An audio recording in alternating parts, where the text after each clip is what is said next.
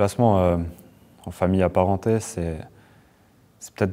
d'autant plus complexe ou d'autant plus difficile parce qu'il y a beaucoup de choses en fait qui rentrent dedans. Il y a beaucoup de complexité en fait dans l'accueil, même si en soi c'est quelque chose de beau de pouvoir accueillir un enfant qui est apparenté et qui aurait besoin justement de cet accueil à ce moment-là. Mais il faut bien être conscient que justement dans cet accueil, ça amène des difficultés peut-être au niveau de la définition des rôles, au niveau justement de la relation qu'on va avoir avec les parents de l'enfant qu'on accueille, parce que finalement c'est pas que les parents de cet enfant, mais c'est aussi, il y a un lien de parenté, donc c'est peut-être son frère, ou c'est peut-être son fils, ou sa tante. C'est des relations qui ont aussi une histoire, et donc dans cette histoire, il y a peut-être certaines tensions, il y a certains rôles justement qui ont été pris et qui vont venir aussi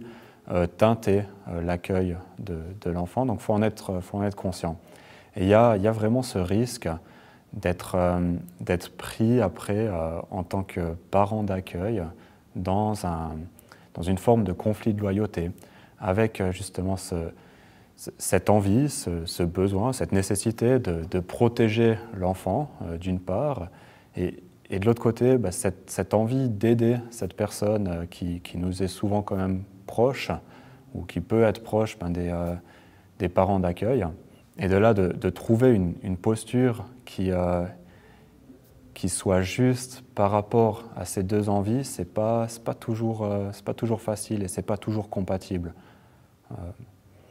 Donc là, c'est d'autant plus important qu'on puisse avoir un cadre qui soit plus ou moins clair, qui règle les contacts entre les parents et l'enfant qui est placé. Et ce qui est très important, c'est que ce cadre soit porté en fait par une personne qui soit peut-être justement neutre par rapport à tous ces enjeux de relations qui peuvent être dans un placement dans une famille apparentée.